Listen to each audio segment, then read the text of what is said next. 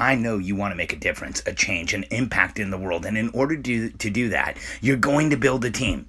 But if you have someone toxic on your team, especially someone who's a top producer, it will destroy your ability to build a cohesive team and get into momentum. I'm Alex Sharfin, and this is the Momentum Podcast, made for empire builders, game changers, trailblazers, shot takers, record breakers, world makers, and creators of all kinds. Those among us who can't turn it off and don't know why anyone would want to. We challenge complacency, destroy apathy, and we are obsessed with creating momentum so we can roll over bureaucracy and make our greatest contribution. Sure, we pay attention to their rules, but only so that we can bend them, break them, then rewrite them around our own will. We don't accept our destiny, we define it. We don't understand defeat because you only lose if you stop, and we don't know how. While the rest of the world strives for average and clings desperately to the status quo, we are the minority, the few, who are willing to hallucinate there could be a better future. And instead of just daydreaming of what could be, we endure the vulnerability and exposure it takes to make it real. We are the evolutionary hunters, clearly the most important people in the world, because entrepreneurs are the only source of consistent, positive human evolution, and we always will be. Last week, we had one of our Billionaire Code Summits here in town, and it was absolutely extraordinary. We had over 60 people, and it was amazing to see. This event was just so much more incredible than the last one, because we had a lot of people here this month in September that were here last June. And when you look at June, July, August, September, it's only 3 or 4 months since our last event. And to see the difference that people were making, to see the impact that they were making, to see, I mean, we had businesses go from $1 million to $5 million. So many people in the room were having their record month. And why? Because they're all building cohesive, adaptable teams that support each other.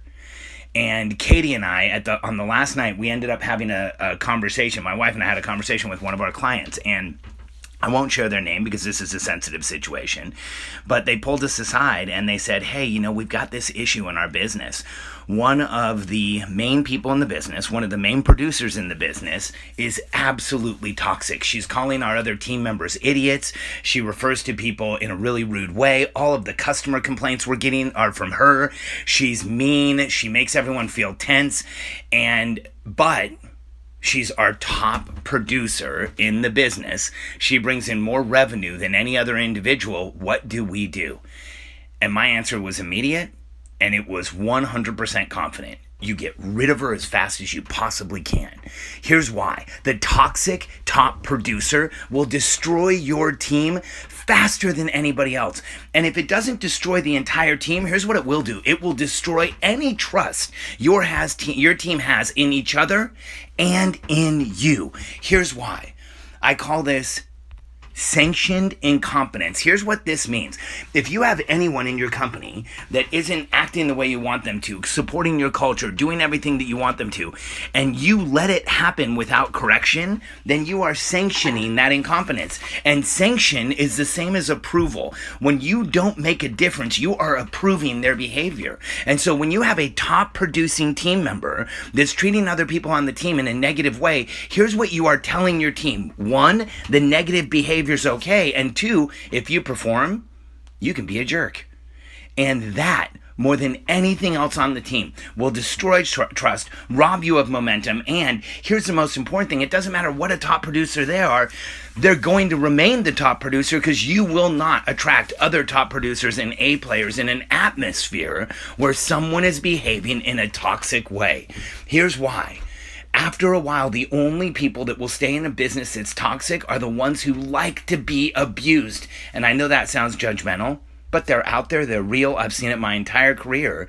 And if you're in a world, in a business where you don't want people who like to be abused, where you want to build a culture where people feel supported, where you want people to be excited to come to work, where you want them to act in a way that they support each other and that they're growing and that your business is adaptable and you're growing a culture of performance, you absolutely cannot leave a person in place that is working against you. You can't leave a person in place that's not supporting a cohesive culture, and you can't leave a toxic person in place because your team won't trust you. When a team is treated in a way that they're talked down to and they're treated rudely and they're called names, what they're literally being told is that they aren't as important as the person who's bringing in the revenue. So you know what they decide immediately? They're not going to bring in revenue. You don't get their discretionary efforts. You don't get their discretionary time. They're not going to be thinking about you when they're driving home from work or in the shower, or maybe they are. They're only going to be thinking about how do they get out of your business.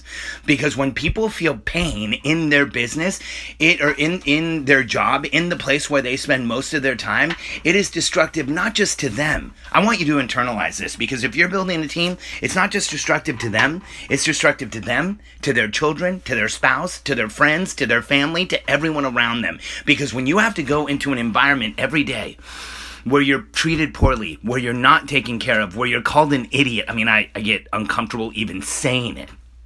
When those things happen, it's near impossible to perform at your best. You will not care about the position that you're in. You're in survival mode.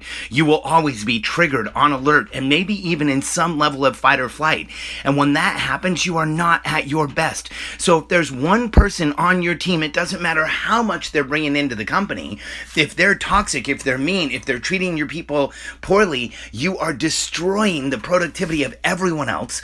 You are prohibiting your ability to create a culture of performance. And when someone's toxic, when they're triggering the people around them, when they're mean to the people around them, they keep everyone in the business on alert and triggered and in fight or flight and worried and concerned, and all of that energy takes away from their ability to grow the team. I've dealt with toxic people my entire career. In fact, there's a practitioner that I've dealt with on the West Coast multiple times, and she's one of the most talented practitioners in the country. She's one of the most talented physicians I know. She's incredible at what she does. Double board certified, amazing person, but she can't talk about her team without being mean. She can't talk about her team without saying how crazy they are and how dumb their mistakes are and how stupid it is, and she literally uses those words. And as a result, I can't even work with her. When there's an owner who doesn't see the humanity of the people around them, when there's someone on your team that doesn't realize that they're actually part of a team, when there's an entrepreneur who doesn't take care of their team, that to me is the most tragic situation in the world. Here's why. And I said this several times this week in my class. When you're the CEO of a company, you're one of the top 3 most important people in a person's life. And everybody wants to argue that with me. What about their mom? What about their dad? What about their kids? What about their wife? Well, you know what? Other than their wife and kids, you have more influence, or their husband and kids, or their spouse and kids, or significant other. You have more influence over that person's happiness than just about anyone else in the world. You have more influence over that person's momentum than just about anyone else in the world. Why? Because time is where we get and feel momentum, and they're spending 40 hours a week or more with you. And if they're not getting momentum in their jobs, that means the place where they are focusing their most time in a focused way, they're not getting momentum. You have more influence on their life than anyone else. And I think as CEOs, sometimes we don't think about that. In fact, I think for most CEOs go an entire career without even knowing that, without accepting that, without an awareness of the fact that you are that important to the people around you. And when there's someone on your team who isn't treating your team with respect and communication and listening to them and understanding what's going on, you break down the most important thing between you as a CEO and your team in order to create a performance culture, and that's a simple word called trust. See, as CEOs, we have to be able to predict the future, tell our team where we're going and get them there. Then we have to be able to protect each one of them in their position, show them what they're accountable for, show them the scoreboard, show them that they are winning, and show them clear outcomes. And then we have to create an environment where everyone on the team feels supported and taken care of and safe. Because when people don't feel those things, they will not give you their discretionary efforts. They will not put their energy into the position. They will do everything they have to do before they run out of there and go home. But when someone has clear outcomes, when they feel protected, when they feel safe, when they're getting momentum from their position, you will get discretionary efforts. You will get their ideas. You will get their attention. You will get their love for your business because they're getting momentum from it. And if you've never been in a business where everyone in the room is thrilled to be there, you don't understand just how empowering and just how amazing that is for every single person in the room. In my businesses, there are 2 policies that every single person hears from me on the way in. The first one is the no gossip policy. There is absolutely no gossip in our companies. If you're talking about a problem with somebody who is lateral to you, if you're not pushing a problem upwards, if you're talking to someone about a problem or a person that can't help you fix it, that's gossip. We don't allow it, and we have 0 tolerance.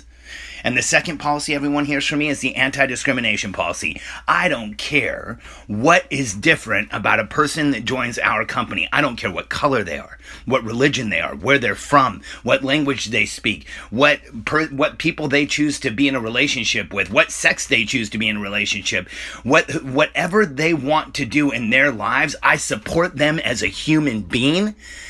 And then I provide a place for them to work where they can put their efforts and where they can live with a matter of excellence and live in a way that's excellent and work in a way that they can show how incredible they are. And if you have a toxic environment with a top producer who's making people feel unsafe, all of that gets ripped down. So it doesn't matter who the person is on your team.